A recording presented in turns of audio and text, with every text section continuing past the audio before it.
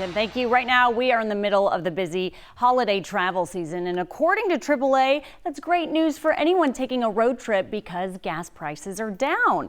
And right now, the roads, as you can see, they're not as bad as they usually are on a typical Monday morning commute. So we like to see that. And if we take a look over here at the misery map, there are unfortunately more than 80 delays nationwide. There are a few cancellations as well nationwide. That does include one at Hobby Airport. And Hobby Airport is exactly where we find our Victor Jacobo for us live this morning. And Victor, are you seeing any issues out there? Or are things running smoothly? Hey, as you can see right over my shoulder, folks are making their way through TSA to get to their terminal and ultimately their Thanksgiving destination. We've seen a few folks having to jog and maybe sprint at a brisk pace to their terminal, but overall things are running pretty smoothly. But I actually want to turn your attention right now over to the monitors here as we got the arrivals and departures board here at Hobby, and this is what we like to see: a lot of on times, a lot of everything going smoothly, a lot of green. That is all good news as many people are trying to beat the rush during this holiday week. The FAA reported this weekend that they had a 13% increase in scheduled flights.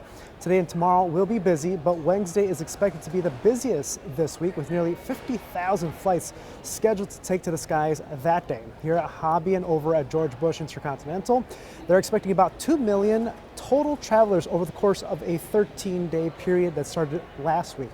AAA spokespeople say that the crowds are part of a significant jump in people choosing to fly for Thanksgiving.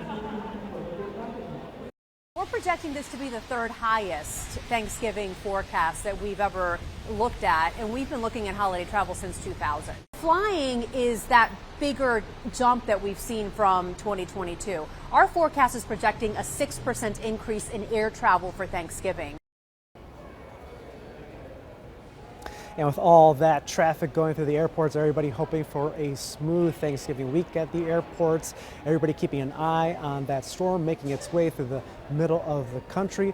But if you are coming to Hobby or George Bush Intercontinental, you could plan on leaving your car here.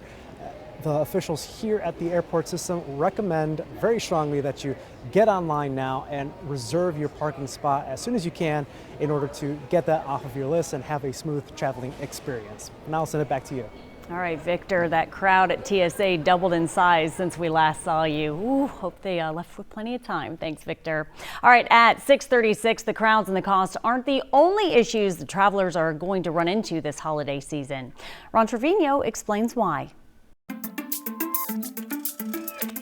Why are airline baggage issues getting worse? Millions of us are expected to fly this holiday season, and just getting there could be a struggle. Getting there with your bags is a whole other story. Part of the problem is just figuring out what each airline charges. Some charge for checked bags, some even charge for carry-ons, and others will make you check a bag at the gate if they feel you violated the rules. All these charges really add up. Consumer Affairs reports that U.S. airlines racked up $1.85 billion in baggage fees just in the second quarter of this year. When it comes to carry-ons, you could be in for a rude awakening when you reach the airport. According to reports, Delta, United, and American have all recently changed size limits, shaving an extra inch from the width of the bag allowed.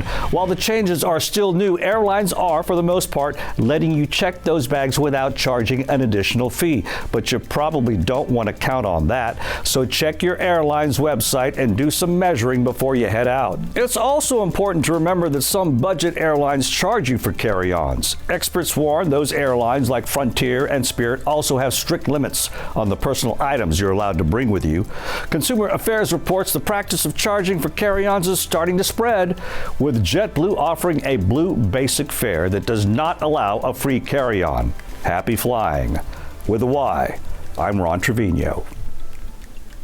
Ron, thank you. For more information, just text the word travel to 713-526-1111. We'll text you back with links to parking lot capacity at Bush and Hobby, security wait times, we all need those, and any flight delays or cancellations. Important info.